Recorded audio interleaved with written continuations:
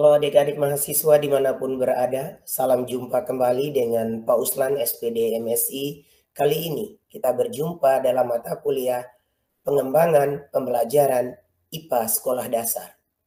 Sebelum kita memulai proses pembelajaran, atau sebelum adik-adik menonton video pembelajaran saya, terlebih dahulu saya akan memperkenalkan diri.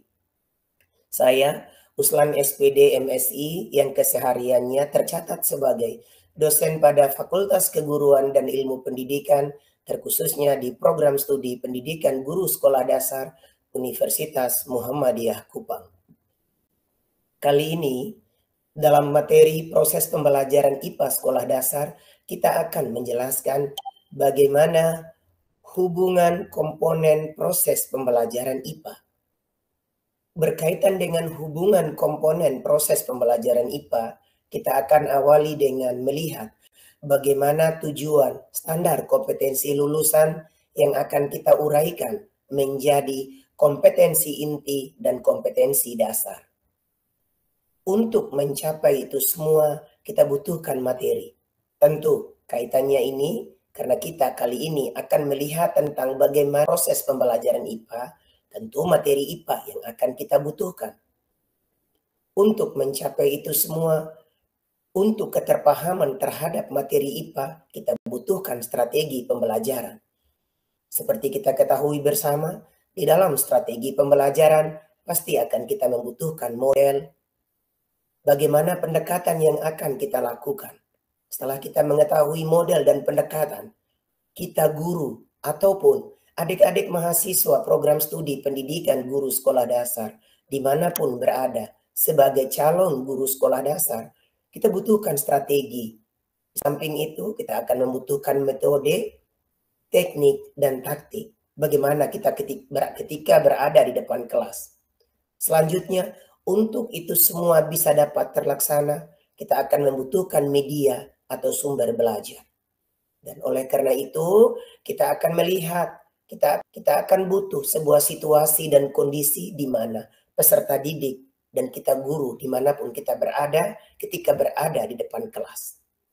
Bagaimana situasi-situasi yang akan kita hadapi akan saling berkaitan, akan saling mempengaruhi sebelum pada akhirnya akan ada umpan baliknya itu berupa asesmen. Setelah itu, sebelum masuk pada asesmen atau penilaian, kita akan membutuhkan bagaimana teknologi mempengaruhi situasi dan kondisi peserta didik serta guru.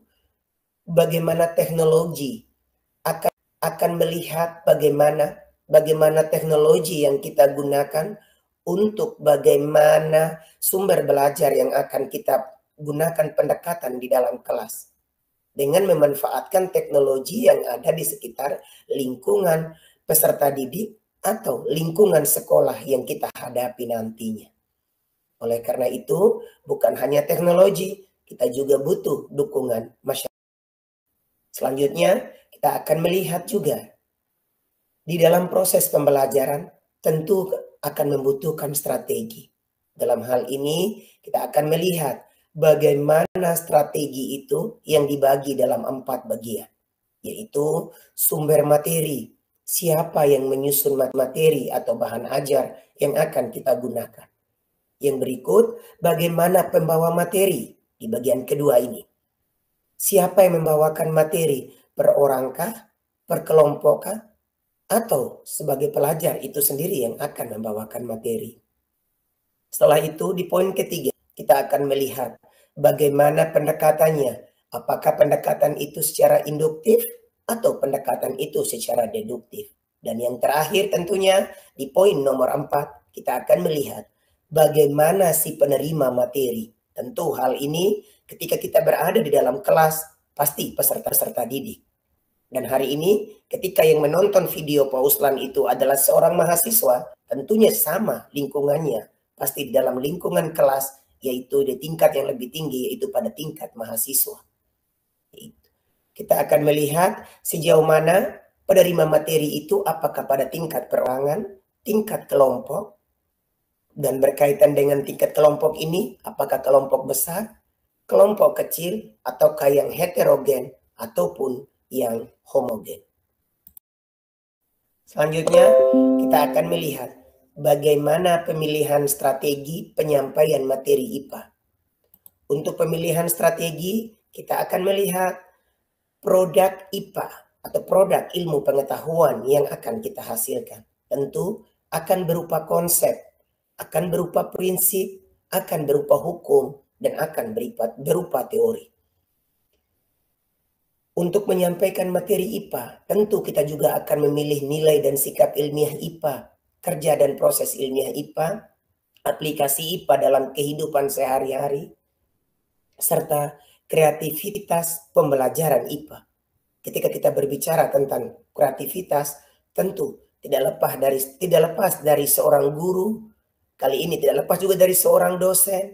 Bagaimana besok lusa ketika adik-adik mahasiswa dimanapun berada, jika ingin menjadi seorang guru, kita dituntut bagaimana kreativitas kita dalam mempelajari ilmu pengetahuan alam. Selanjutnya, kita juga akan melihat bagaimana teknik pembelajaran IPA. Untuk teknik di sini, kita akan melihat bagaimana teknik bertanya,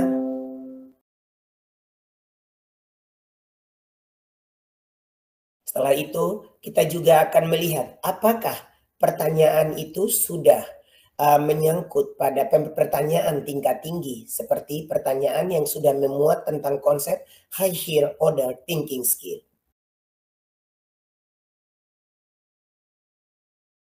Kita akan melihat bagaimana kategori pertanyaan yang baik. Pertanyaan yang diberikan guru akan direspon dengan cepat oleh peserta didik. Selanjutnya, pertanyaan yang menghindari pola jawaban ya atau tidak. Pola kalimat dalam pertanyaan mudah dipahami apa tidak, serta pertanyaan yang mampu meningkatkan komunikasi yang efektif antara guru dan peserta didik. Pertanyaan yang mampu meningkatkan rasa ingin tahu peserta didik. Adik-adik sekalian, sampai jumpa di pertemuan selanjutnya. Jangan lupa untuk menyaksikan video-video pembelajaran yang akan selalu di-share oleh Pak Uslan. Sekian dan terima kasih. Sampai jumpa di channel-channel Pak Uslan yang lainnya.